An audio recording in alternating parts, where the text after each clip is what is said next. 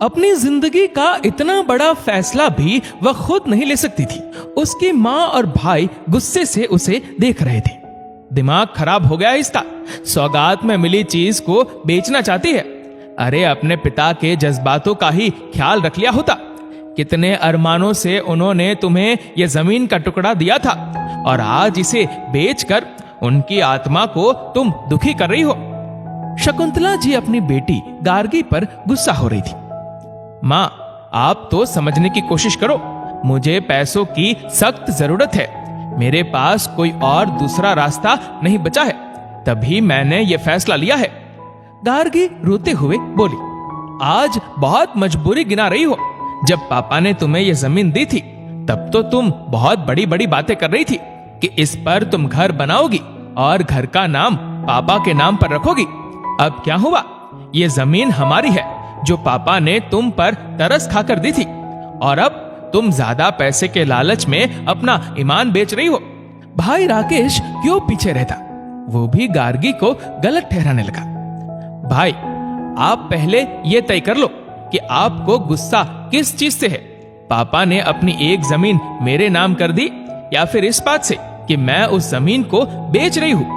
आप अच्छे से जानते हैं कि मुझे पैसों की जरूरत है।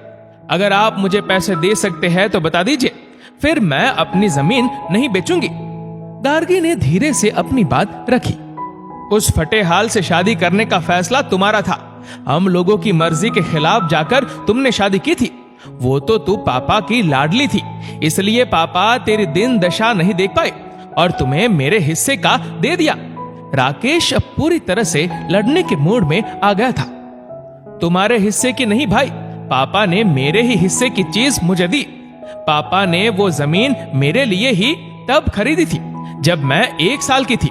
उसमें आपका कोई हिस्सा नहीं था।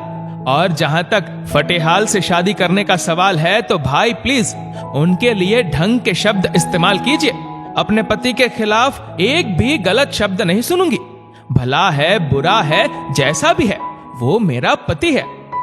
हाँ, हमारे पास आपकी तरह बड़ा घर और गाड़ी नहीं है, लेकिन उन्होंने मुझे हमेशा रानी बनाकर रखा। आज तक कभी मुझसे ऊंची आवाज में बात नहीं की।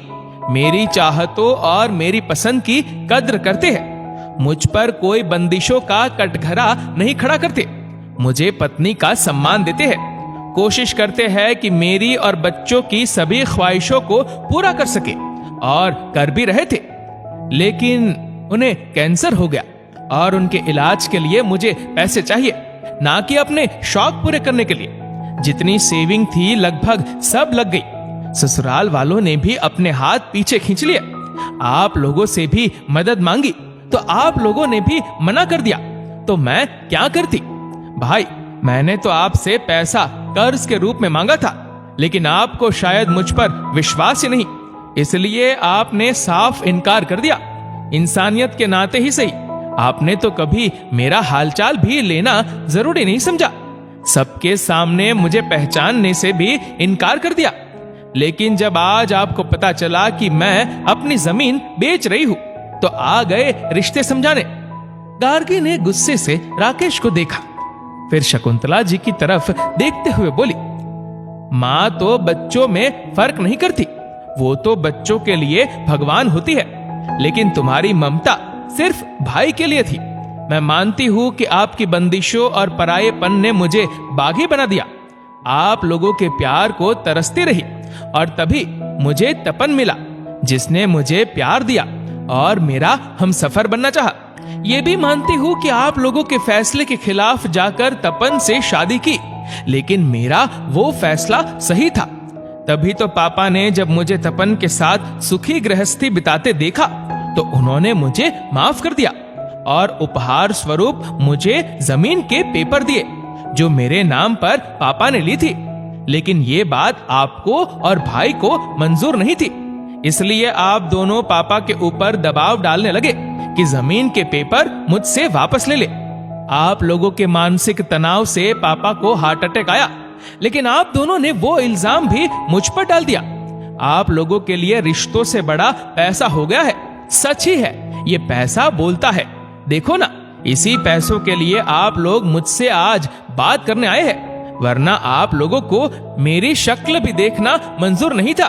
बहुत सुन लिया आप दोनों को, लेकिन अब मैं वही करूंगी जो मेरे और मेरे परिवार के लिए सही है, क्योंकि मेरे लिए पैसों से बड़ा रिश्ता है और अपने रिश्ते को बचाने के लिए मैं कुछ भी कुर्बान कर सकती हूँ।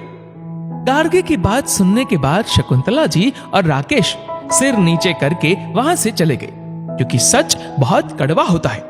और आज गार्गी ने शकुंतला जी और राकेश को आईना दिखा दिया कि उनके लिए पैसा बोलता है, लेकिन गार्गी के लिए दिल के रिश्तों से बढ़कर कुछ भी नहीं।